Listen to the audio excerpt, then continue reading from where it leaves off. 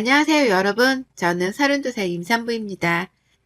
요즘은 흔히들 제 나이를 가리켜 MZ세대라고도 말을 하더라고요. 저도 모르는 사이에 제가 젊은 구성원들 사이에 껴있는 나이가 되어 있더라고요. 하지만 저는 은근히 꼰대인데다가 아닌 건 아니라 말도 할 줄 알아야 하는 지극히 평범한 보통의 인생을 사는 30대 여자랍니다. 오늘 저는 그런 제가 시어머니하고 부딪히며 겪게 된 불화에 대해서 소개를 해드리려고 해요. 저로서는 도무지 일어나서도 안 되는 일이라 생각이 들었기 때문에 충분히 욕을 먹일 각오를 하고 이리 글을 쓰게 되었답니다. 사연을 다 듣고 제게 공감을 해주신다면 시원한 사이다 욕을 빼먹지 말고 남겨주세요. 저는 현재 출산을 코앞에 두고 있는 만삭 임산부입니다. 제게는 결혼 후 두 번째로 가진 아이이지만 출산을 하기는 처음인 제 첫 아이죠. 남편이랑은 직장에서 만나 사내 결혼을 했고 2년 전 임신을 했었을 때에 제가 직장을 그만두었습니다. 사실 사내 연애에 결혼까지 했다며 저를 불편하게 바라보는 여직원들이 꽤나 있었거든요. 남편이 직급이 높은 상사인 것도 한 몫을 했고요. 불편해하는 동료들을 보며 언젠가는 그만둬야겠다 싶었는데 아이를 임신하면서 그게 발단이 되었답니다. 그리고는 바로 직장을 그만두고 태교에 몰두를 하려 했었죠. 하지만 그 아이를 유산했고 그 후 한동안 아이 소식이 없었어요. 계획했던 일들이 모두 다 흐지부지 되어버리게 되며 저도 한동안 많이 힘들었고 그 후유증으로 살이 대폭 빠지는 지경에까지 이르렀답니다. 제 키가 170이고 평상시 몸무게가 60kg를 좀 넘었는데요. 거의 10kg 정도가 빠져버렸으니 딴 사람이 되었다고 해도 과언이 아니었죠. 보통 때 같았으면 그렇게 빼려고 하던 살이 한꺼번에 빠져버린 것에 대해서 무척이나 만족해 했을 겁니다. 바지도 아무거나 잘 들어맞고 거울을 보니 빼빼 마른 것이 자폭을 좀 보태서 모델 같기도 하더라고요. 키가 컸으니까요. 하지만 그건 아주 잠깐 제 모습을 들여다볼 때나 드는 생각이었습니다. 저는 하나도 기쁘지가 않았어요. 하나도 오래도록 예뻐 보이지도 않았고요. 오히려 아이 생각에 건강 걱정까지 되니까 마음고생이 상당했습니다. 내가 이러다가 아이뿐만 아니라 내 몸도 잃는 게 아닌가 싶어서 말이죠. 남편이랑 건강검진 받으러 다녀보고 아이를 다시 임신하기 위해서 여러 가지 관련 검진도 덩달아 받았어요. 다행히 몸에 문제는 없다고 했으나 저희 부부는 여러 가지 상황들에 맞물려 그 시기가 참 힘들었습니다. 욕심인 줄은 알지만 얼른 아이도 다시 생겼으면 좋겠었고요. 그리고 그 당시 저는 제 몸과 건강 그리고 아이 때문에 힘든 것과는 별개로 시어머니 때문에 눈물까지도 훔쳤습니다. 가뜩이나 마음고생이 심한 저에게 힘든 한 숟갈을 더 얹어주셨던 거죠. 처음에는 아이를 유산했던 것을 이유로 핀잔을 주셨어요. 믿기지 않지만 아이를 잃은 엄마에게 정말로 핀잔을 주셨답니다. 몸 관리를 도대체 어떻게 했길래 멀쩡하던 아이가 사라지냐면서 저를 이해하지 못하겠다고 하더라고요. 자연유산이 되는 건 다 의사들이 말하기 귀찮아서 뱉어내는 핑계에 불과할 뿐이라고 하면서 말입니다. 저도 유산을 한 이유를 잘 안다면 얼마나 좋을까요? 하지만 아는 게 없었고 그저 아이는 그렇게 사라질 수 있다고 하니까 그걸 받아들이려고만 했습니다. 헌데 시어머니는 분명 제가 잘못을 한 이유가 있을 거라면서 몇 번이고 취조를 하듯이 물어대셨어요. 뭘 먹었고 뭘 어떻게 하고 다녔는지, 집에서는 뭘 하면서 지냈는지 등등 제 일상 일거수일투족을 알아보려고 따져드셨죠. 그 바람에 저는 늘 어머님이랑 대화만 하고 나면 죄인이 된 기분이 들곤 했습니다. 잊고 싶은 아이 얘기를 계속해서 끄집어내셨으니까요. 그에 더불어 저를 탓하고 가르치려 드니까 어머님하고는 대화가 전혀 기분 좋을 리가 없었답니다. 그건 옆에서 지켜보던 우리 남편도 마찬가지였고요. 살이 빠지다 못해 점점 해골이 되어가는 듯한 아내의 모습을 보는 게 가뜩이나 불안하고 걱정이 되는 와중이었는데 시어머니란 사람이 거기다 대고는 잃은 아이의 얘기를 반복해서 꺼내 보이니 대화 자체가 참담해 보였던 거죠. 이러다 아내가 더 힘들어하다 살도 더 빠지고 힘들어질 수 있겠다 싶어서 급기야 남편이 나서서 시어머니를 말리기 시작했어요. 아예 대화 자체를 듣게 하지 말도록 해야겠다 싶었던지 한동안은 시댁으로의 발걸음도 하지 않으려 했고요. 저는 그걸 발판 삼아 아주 조금은 남편에게 기대어 살았습니다. 아주 조금은 남편에게 기대어 시어머니도 있고 또 시어머니 입에서 튀어나오는 막말도 안 들으려고 방패 삼아 살았네요. 그러던 중에 자연스레 마음의 안정이 찾아온 건지 저는 다시 아이를 임신했어요. 지금은 아이가 완전하게 착상도 되어 무럭무럭 자라서는 곧 세상 밖으로 나올 준비를 하는 중이고요. 다만 얼마 전 있었던 연예인의 유산도 그렇고 또 저 또한 불안한 마음이 너무 큰지라 끝까지 조심하고자 최선을 다하고 있었습니다. 언제 또 어떻게 아이를 잃을지 모른다는 생각에 엄마로서 제가 할 수 있는 건 다 해보고자 했네요. 그런데 저희 어머님은 참 독하더라고요. 정말로 내가 사랑하는 남자의 엄마가 맞나 싶을 정도로 시어머니의 일거수일투족을 있는 그대로 받아들이기가 힘들었습니다. 제게 너무 독하고 또 매정하셨으니까요. 아이를 잃고서 살이 많이 빠져가던 그 시기에 어머님은 제 몸매 평가도 서슴찮게 하셨어요. 대놓고 살이 빠졌다는 말을 하는 게 아니라 돌려가면서 살이 빠진 걸 창피해하라는 식으로 까내리는 고단수에 심으셨습니다. 이를테면 제가 훌쩍 빠져버린 살이 속상하면서도 감추고 싶었던 마음에 잠시 쇼핑으로 울적한 마음은 달린 적이 있었어요. 속으로는 펑펑 울면서 빠져버린 몸에 맞는 옷을 샀고 그 옷을 입고는 남편을 만났다 시댁으로 곧장 향했던 적이 있었습니다. 그렇게라도 힘든 걸 풀고 싶었거든요. 근데 어머님이 꾸미고 온 저를 보고 그러더라고요. 저렇게 볼품없는 사람을 처음 본다고요. 정확히 이렇게 말씀을 하시며 제 머리 끝에서 발끝으로 눈을 흘기셨습니다. 겉으로라도 예쁘다고 말씀을 해주실 법도 한데 그 입에서는 절대로 칭찬이 나오질 않았어요. 저도 살면서 볼품없단 몸매 평가는 처음 들어봐서 순간 오해를 할 뻔했고요. 그날 어머님은 입에 침이 마를 때까지 저보고 살이 왜 이렇게 빠졌냐며 남편 생각은 안 하잔 잔소리를 퍼부으시며 훈기만 하셨고요. 아이 잃은 지 얼마 안 되었던 저는 도끼가 서려선 꾸역꾸역 밥만 먹다가 집에 와 모두 다 토해냈어요.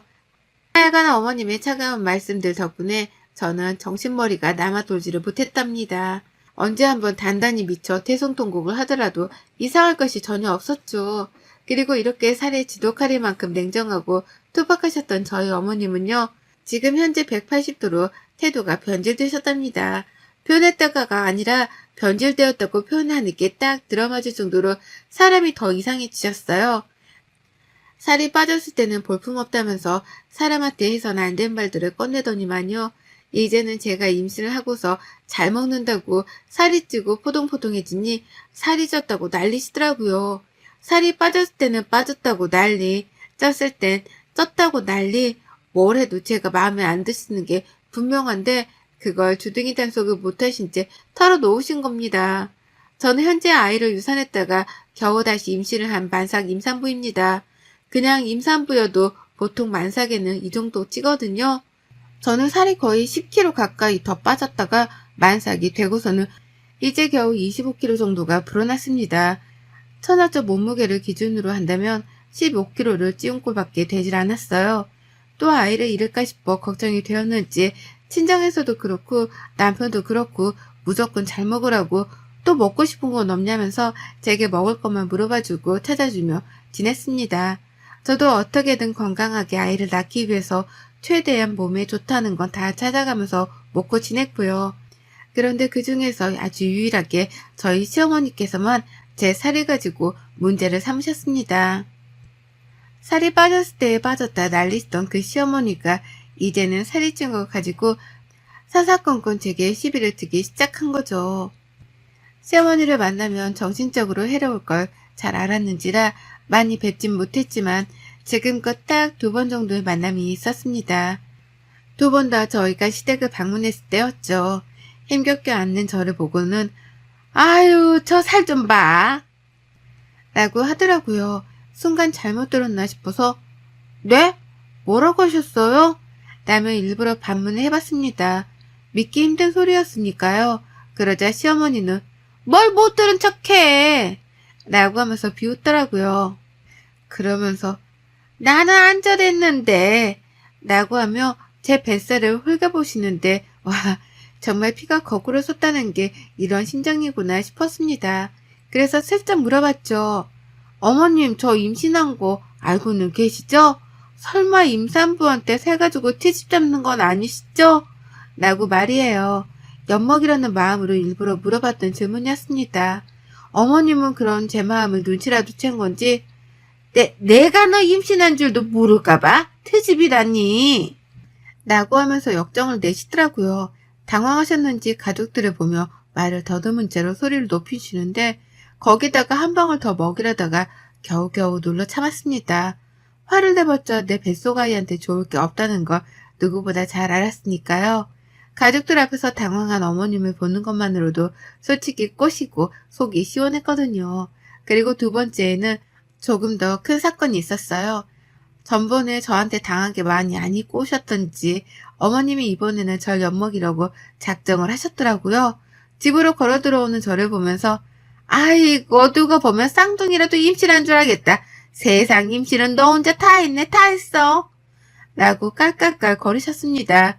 그 말을 듣는데 기분이 나쁘더라고요. 지금 나한테 또 살찐 걸로 문제를 삼는 건가 싶어서 말이죠.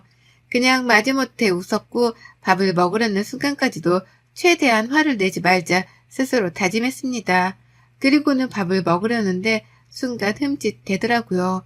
제 밥그릇에 밥이 절반 가까이나 비워져 있는 거예요. 이게 뭔가 싶어 자연스레 옆에 있던 남편의 밥그릇을 보는데 탄식이 절로 나왔답니다. 남편 밥그릇에는 고봉밥처럼 수북하게 밥이 쌓여 있었거든요. 저하고는 너무나 비교가 되게 말이죠. 그걸 보며 시어머니를 보는데 그 얼굴에 밥그릇을 확 던져버리고 싶다는 충동까지 들었어요. 그걸 겨우 참아가며 남편을 바라보니 남편도 이내 밥그릇 양의 차이를 알아차리고는 황급하게 자신의 밥그릇을 바꿔주더라고요. 그리고 전 남편이 바꿔준 밥그릇을 오히려 더 당당하게 먹었습니다. 시어머니 속 아프시라고 말이죠. 아니는 다를까 어머님은 옆에서 밥 터줄까? 라고 하며 남편에게 몇 번이고 물었는데요. 남편도 시어머니한테 실망했던지 밥맛 없어 라는 단답을 하며 거부를 했어요. 결국 그날 저는 시어머니의 잔머리 덕분에 남편의 밥까지 뺏어 먹어가며 밥을 가장 많이 먹었답니다. 그리고 그날 어머님은 집으로 돌아가는 제게 나지막히 말씀하셨죠. 얘 생각해서 적당히 좀 먹어라. 라고요. 못 들은 척 시선을 회피한 채 시댁을 나왔는데 집으로 오니 너무 분했습니다. 한마디라도 제대로 반박을 했어야 하나 싶어 후회가 막심했죠. 지 손주를 가진 며느리인데 밥을 적당히 먹으란 소리가 나오나 싶어 제정신이 아닌 것 같아 보였고 부디 아이를 낳기 전까지는 다시 보지 말았으면 좋겠다는 생각이 간절했습니다. 물론 남편도 저하고 같은 생각이었고요. 하지만 결국 저희는 출산 전 다시 만났어요. 바로 저희 집에서 말이죠. 저희 부부는 그 누구도 초대를 하지 않았지만 어머님께서 출산 전에 밥 한 끼를 같이 먹어야 하는 게 아니냐면서 예의를 운운하더라고요. 앞서 말씀드렸듯이 제가 비록 MZ세대에 속하기는 해도 나름 꼰대이고 예의 같은 건 무지하게 중요시하는 사람이거든요. 할 말 못할 말을 가려한다고 생각하는 사람이 바로 저였습니다. 그런데 어머님 입에서 먼저 어려서 그런가 뭘 참 모르네 라는 말과 함께 예의라는 단어가 나오니 화가 치밀어 올랐어요. 그리고는 그러면 안 되는 거였지만 제 화에 못 이겨 어머님을 집으로 초대했습니다. 어디 예의 운운할 거면 얼굴이라도 마주보고 해보려는 마음에서였죠. 그렇게 시작된 저녁 식사였어요. 전 당연히 만삭이니 제대로 된 상차림을 준비하기 어려웠지만 주말이었고 저희 남편도 요리를 제법 하는지라 이번 식사는 모두 다 남편이 책임을 졌습니다. 자기 부모님이 오시는 거니 자기가 차린다며 남편은 너무나 당연하게 부엌으로 들어가 칼자를 쥐었네요. 그리고 그 모습을 약속 시간보다 일찍 도착하신 시어머니가 봐버리셨어요. 시어머니는 너무나 당연하게 며느리가 자신의 밥상을 차려줘야 한다고 생각을 하신 건지 그 모습을 보자마자 불편하다는 표정을 숨기지 못하셨죠. 어찌나 뾰루통에 있던지 괜히 자기 아들을 한 번씩 째려보기도 하셨고요. 그렇게 투덜거리면서 혼잣말도 몇 번 뱉어내셨고 시아버지가 자리에 앉아 기다리는데도 기다리지를 못한 채 몇 번이고 부엌을 왔다 갔다 하셨답니다. 당신 아들을 부엌에서 빼내고 싶단 마음을 만천하에 드러내려는 듯이 말이죠. 하지만 전 그런 어머님의 마음을 눈치채고는 절대 부엌 안으로 들어가지 않았어요. 오히려 남편이 하나씩 내오는 그릇들을 바라보기만 하면서 고마워, 우리 남편 최고! 나는 추임새만 적극적으로 해줬죠. 그리고 다 같이 밥을 먹는 자리에서도 남편은 끝까지 저를 챙겼습니다. 기껏 만들어 온 반찬도 제 그릇 앞에 놔두고 또 제 밥그릇 위에 얹어주기까지 하면서 적극적으로 저를 돌봐줬어요. 많이 먹으라는 말을 일부러 넣어가면서 제가 살 때문에 스트레스를 받지 않도록 하기 위해서 열심히 분위기를 북돋아줬죠. 남편이 그렇게 분위기를 만들어주니까 저도 시어머니 눈치를 볼 것 없이 밥을 잘만 먹을 수 있었고요. 그런데 결국 못돼 먹은 시어머니의 인내심이 폭발을 하고 말았습니다. 앞에서 반찬 챙겨주고 잘 먹는다 예쁘다 칭찬해주기 바쁜 남편을 보면서 더는 못 들어주겠다는 듯이 갑자기 숟가락을 내려놓더라고요. 그러더니만 급기야 아이씨 나는 살벌한 말과 함께 이렇게 말씀을 하셨답니다. 그만 좀 먹여. 저러다 살 터지겠다. 라고 말이에요. 다시 한번 말씀드리지만 저는 만삭이 임산부입니다.